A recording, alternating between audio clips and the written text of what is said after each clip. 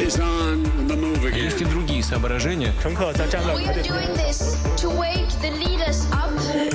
La revue de presse internationale sur Europe 1 en Chine et en Côte d'Ivoire ce matin. Mais la première étape nous emmène en Italie où nous rejoignons Blandine Hugonnet. Bonjour Blandine. Bonjour. À la une chez vous ce matin. Eh bien ici c'est le tour de vis pour les fêtes, titre le Mattino, qui explique les nouvelles mesures. À partir d'aujourd'hui, pour entrer sur le territoire italien, tout voyageur européen devra présenter un test négatif. Et pour les non-vaccinés, prévient le Messaggero, c'est même le retour de la quarantaine de 5 jours à leur arrivée. Face à la menace Omicron, l'Italie ferme ses frontières aux anti-vaccins, résume le Corriere della Sera. Le pays est encore peu touché par le variant, mais il circule beaucoup chez nos voisins, s'est justifié Mario Draghi. Mais cette limitation des déplacements des Européens décidée par Rome a déclenché la colère de Bruxelles, selon la Stampa. La Commission européenne compte bien demander des explications au chef du gouvernement ce jeudi lors du Conseil européen. Pour Draghi, la réflexion est simple, rapporte la Repubblica. Avec l'hiver, les variants et la hausse des contaminations dans toute l'Europe, la plus grande prudence s'impose avant Noël. Merci Blandine, direction Pékin maintenant. Nous rejoignons Sébastien Lebelzik. Bonjour Sébastien. Bonjour. De quoi parle-t-on en Chine ce matin ? Alors la une de l'actualité aujourd'hui en Chine, un seul homme et une seule photo, celle de Xi Jinping, costume sombre et regard sévère à l'ouverture du Congrès national des arts et de la littérature. Le président chinois qui donne ses directives, ou plutôt ses ordres aux artistes chinois.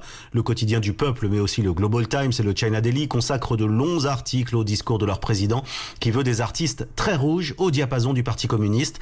Ils doivent vanter les mérites du parti, explique le président. Ils doivent véhiculer les valeurs du socialisme à la chinoise. Et surtout, précisent les journaux, tous ceux qui s'écartent de la ligne officielle seront interdits de publication, de spectacles ou encore d'émissions télévisées. Xi Jinping ne dit plus artiste d'ailleurs, mais travailleur des arts. Ils doivent donner une image respectable de la Chine, morale et intègre. Merci Sébastien. Enfin, en Côte d'Ivoire. Bonjour François Hume. Bonjour. À la une ce matin à Abidjan.